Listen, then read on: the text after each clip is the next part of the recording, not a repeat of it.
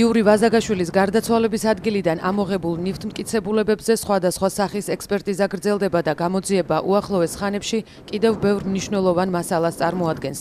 აღნიშნული განცხადება იური ვაზაგაშვილის ოჯახის მხრიდან საქმეში ჩართულმა დამოუკიდებელმა ექსპერტმა ზაზა ალთუნაშვილმა საინფორმაციო ანალიტიკურ პორტალ კვირას პრესკლუბში გააკეთა.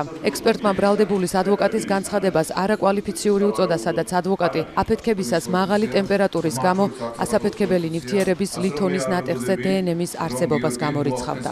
თვითონ ეს აღნიშნული ხელყუმბარა, რომელიც გამოყენებული იყო, მისი მოქმედების არეალი არის სულ სხვა. მეცნიერულ დონეზე რომ მივუდგეთ ამას, ეს განიხილება როგორც აფეთქების საშუალება და ასაფეთქებელი საშუალება.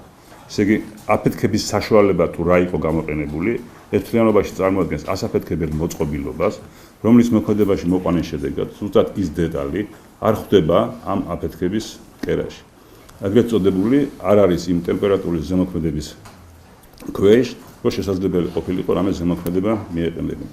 თავისთავად ეს ასაფეთქებელი ხელყუმბარა წარმოადგენს ფუგასური მოქმედების ასაფეთქებელ მოწყობილობას, რომლის მოქმედების პრინციპი დამყარებულია არა თერმულ ელემენტებზე, არამედ ეს არის ბრიზანტული მოქმედების ფეთქებადი ნივთიერება და მისი აგრეთვე წოდებული წვაკი არ ხდება დეტონაციის საშუალებით ხდება მისი აფეთქება.